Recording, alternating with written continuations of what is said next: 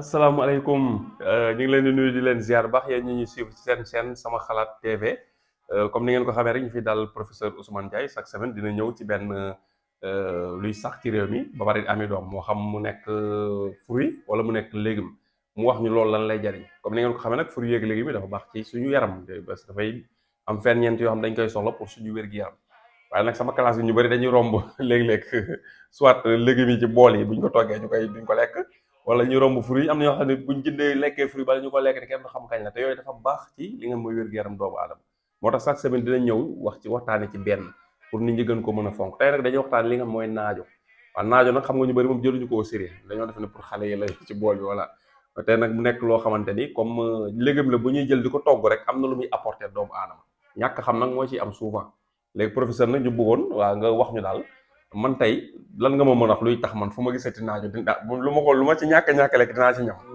waaw. salaamaaleykum wa rahmatulah sëñ Pape ñu ngi lay nuyu di la ziar. di nuyu mbokk internet yëpp ñi nga xam ni ñuy suivre. comme que ni nga ko waxee rek léegi bi moom yëpp am solo. daanaka xam ak ñàkk xam rek mais yëpp baax daal. yëpp am vitamine. dëgg la su ko defee naajo nag comme ni nga ko waxee rek ñun bi ñu nekkee xale. daal lañ toog jox ne naajo moom bu ko lekk da ngay nooy. waaw loolu la ñuy wax c'est vrai. da ngay nooy moo tax daanaka boo xoolee góor ñu bëri bëgguñu naajo en général. waaw mais nag ñoom bu neex la nag pourtant nag. bu riche la. dëgg la te bu baax la mais xam naa ni buñ jugee ci vidéo bi tey. comme li ñu dina tax a jóg rek nit ñi dinañ ci bàyyi xel bu baax. xam ne incha allah naajo moom ndekete macha allah bëri nañ njëriñ. mais comme que ni ko war a fàtte waxee Pape. plante la boo xam ne non seulement day faj. baax na ci wér-gu-yaram waaye baax na ci wàllu poche. parce que day indi économie. waaw dinañ ci. est-ce que dinañ ci ñëw.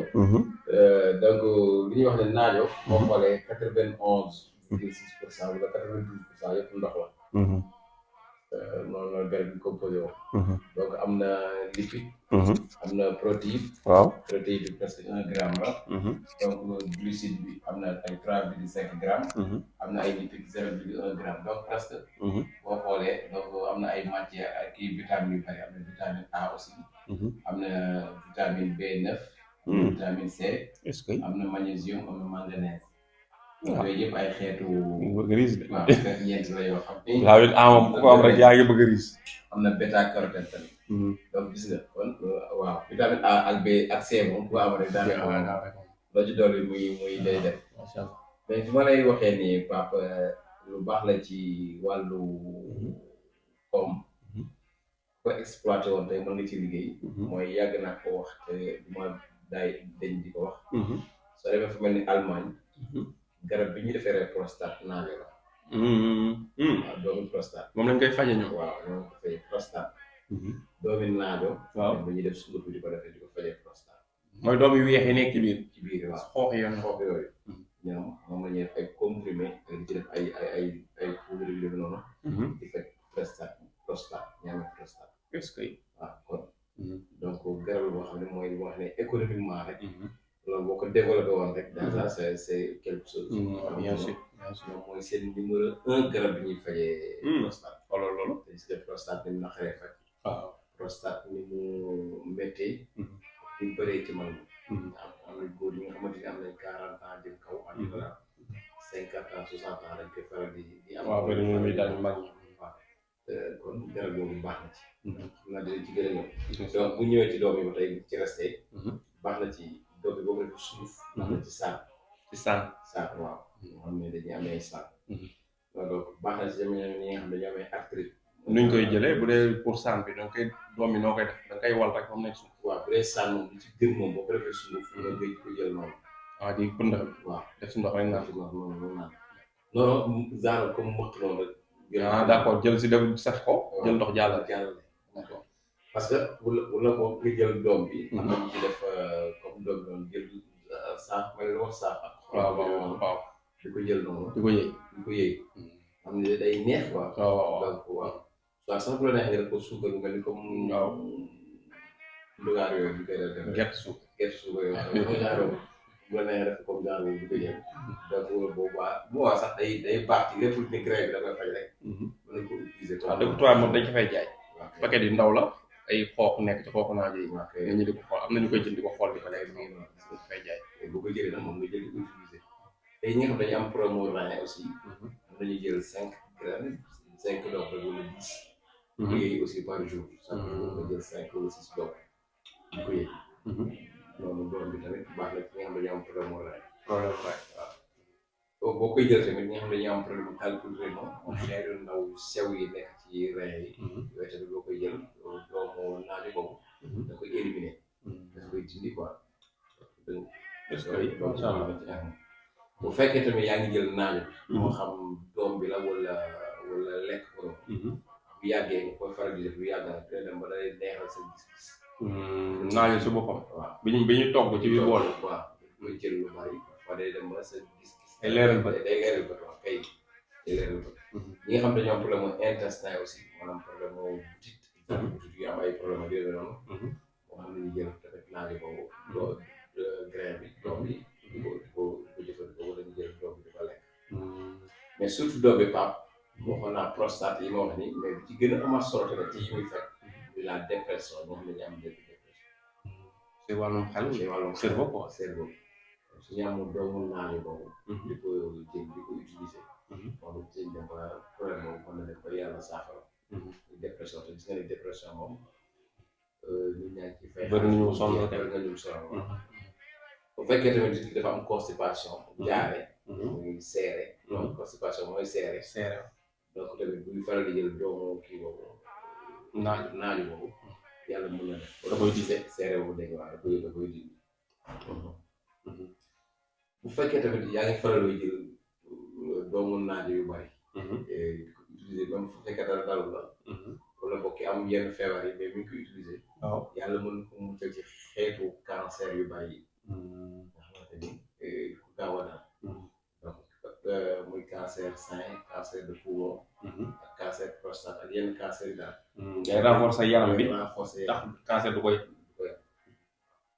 donc bu fekkee bu ñëwee ci jus sax da ngay gis ne tey bu ko defee jus di ko naan day renforcer yaram bi ci système immunitaire ci wàllu santé bi bu fekkee def nga ko jus bi jafe moom parce que ndox la donc di ko naan da koy renforcer donc même bu fekkee mënoo am grain boobu tamit mooy doom yi day jël jus tamit di ko naan bu ci wàllu bi nga xamante ni mu ci xeetu cancer yooyu mu fiy lim sax mën na ko fi dimbali cancer œsophage intestin wala cancer de sein wala cancer yu ci koy def yu mel noonu daal boo koy utiliser yow yàlla mën na ci dimbali ba ci mucc quoi macha allah moom mais xoox bi est-ce que fu njëriñ sax li ñu lekk ñam bi noonu waaw dañuy sànni rek moom waaw bu fekkee ne même ñi ko ñuy amee cataracte aussi cataracte di utiliser xoox bi lu bari di ko yëy noonu wala ñu koy lekk comme yàlla mën na leen ko cataracte boobu bu leen soxla wala dina dégg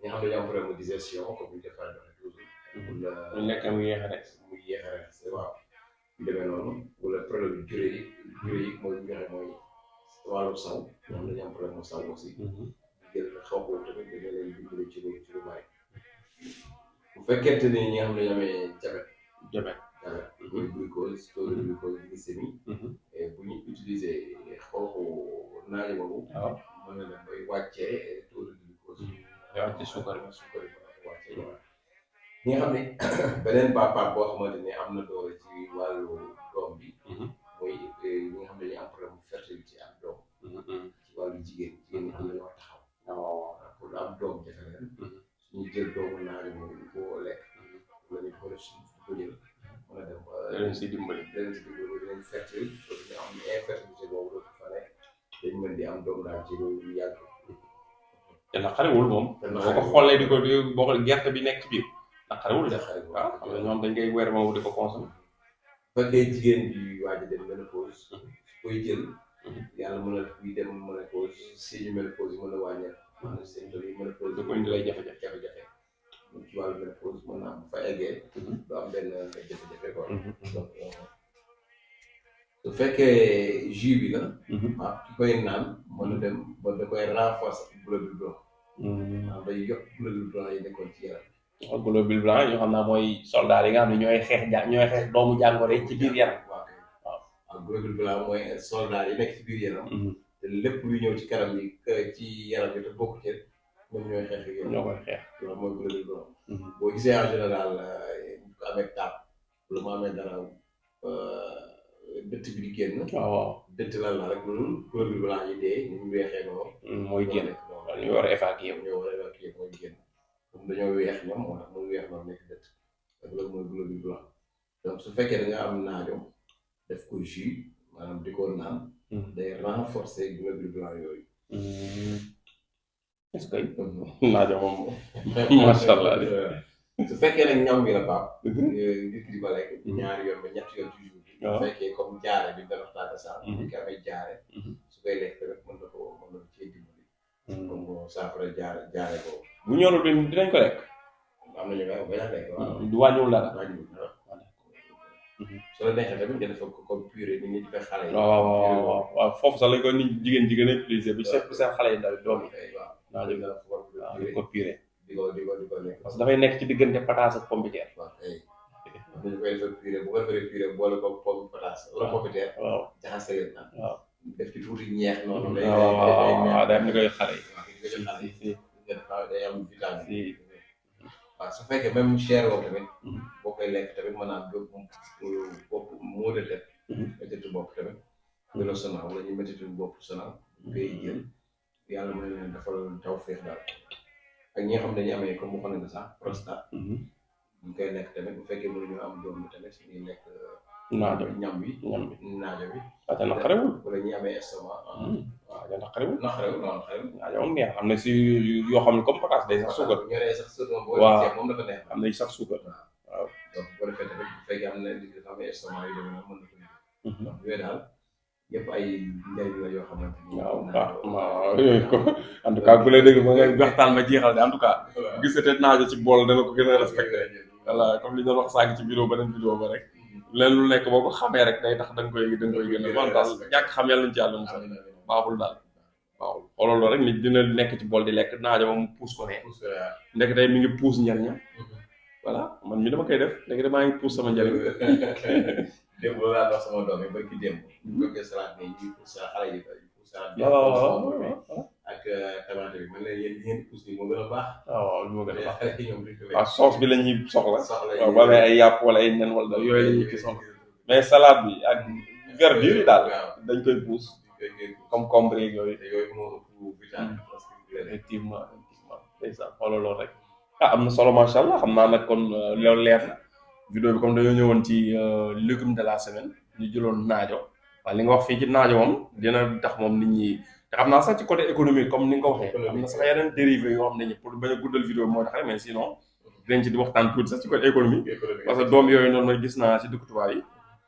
mën na sax parce que comme fii léegi supermarché yi ko ñu fi commencé bari mu njëkk ba supermarché yi bari woon ay 5 lañu woon foofu ay saamat yooyu bari woon daal mais léegi ak Auchan yeeg yooyu ak super koo xawma la supermarché dañu commencé bari te yu si bëri ñoom dañuy jël ay produits bu dee Auchan produits yu bari yu ñuy jaay dañ koy jëlee ji France wala Europe di ko indi di ko jaay seen supermarché yi am fii ñu koy jënd fii amul fii ñu koy jëlee di ko jaay moo tax yooyu peut-être sax supermarché yi léegi ñu ngi ko wóoruma ko fa mais jàpp naa ni war na fa parce que supermarché tubaab yi dañ ko fay jaay doomu xaar yi nii yoo xam dafa mel naan dañ soit dañ koo saaf wala ñu weer ko mboobu après dañ ci am na yoo xam dañ ciy def tuuti xool ba am duñ ko si def nit ñi lañ koy jënd di ko xool di ko lekk noonu voilà surtout jeunes yi ñoo suñu koy consommé jigéen ñi bëriwuñu koy mais góor ñi daal laa gis parce que dafa am ay vertu yu ñu ciy wax ci wàllum ngóor ak yu demee noonu xëy na moo tax ñu mais fii tam côté boobu dara war na ci mën a am waaw nit ñi war nañ ko mën a développé waaw xëy na xaw ma nag ndax ku bay toolu naajo ba mu egg maanaam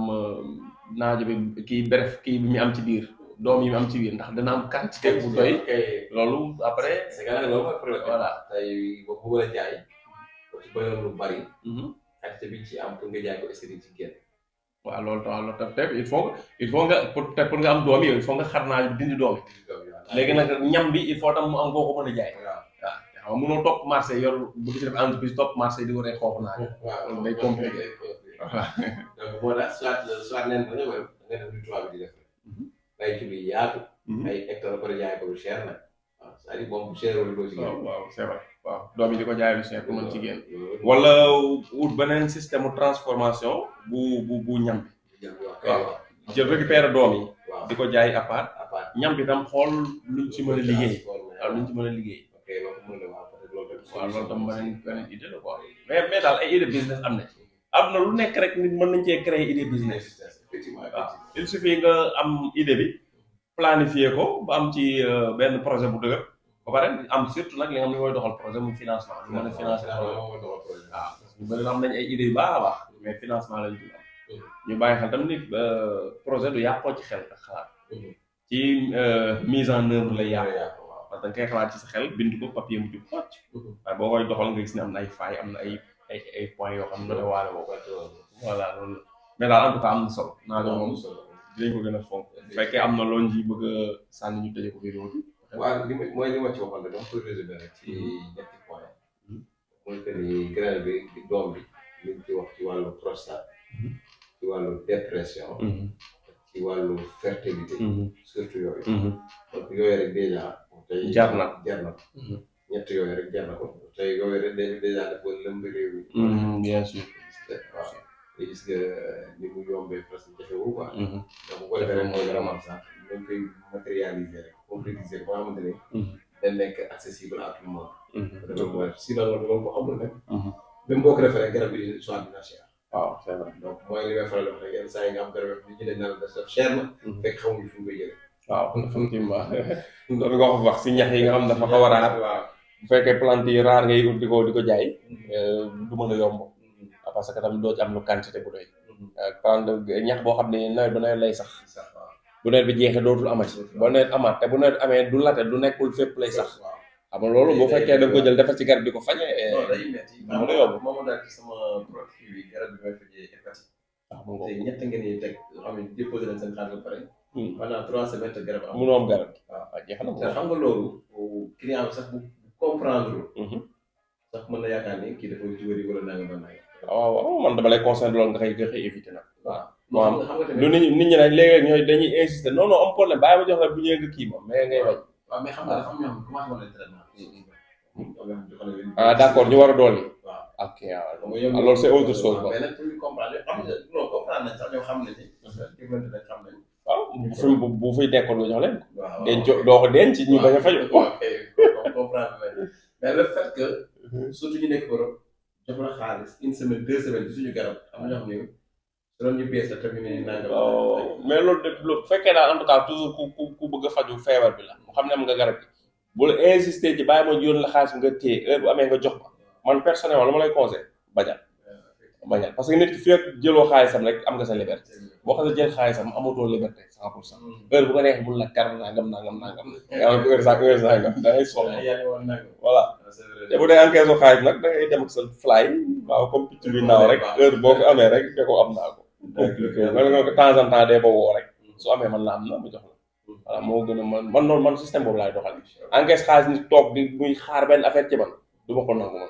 parce que man loolu nag psychologiquement daf may def problème su ma amee benn affaire moo war a defal di fekk ni que ma encaisse xaalis loolu ñëwagul day nekk sama xel bi di si jóg fii ak defu moo ko du ma am jàmm loolu nag pression boobu laay bëgg éviter man waaw baaxul quoi day def pression te di boo dee ko compréhensif sax amul problème mais ñëpp tam compréhensif ñu te nit ñi léegi buñ nag boo xasee encaisse xaalis seen xel tout seytaan day yow daal yow waaj mbaa triande wu na waaj mbaa jug na seytaan day def loolu di la dee ay affaire sa noppi affaire yoo xam ni temps normal doonul ñëw di la ko wax professeur ñu ngi lay remercier loolu am na solo xam naa vraiment xam naa naajo daal man dinaa wax commencé rek léegi rarement laa ko daal lekk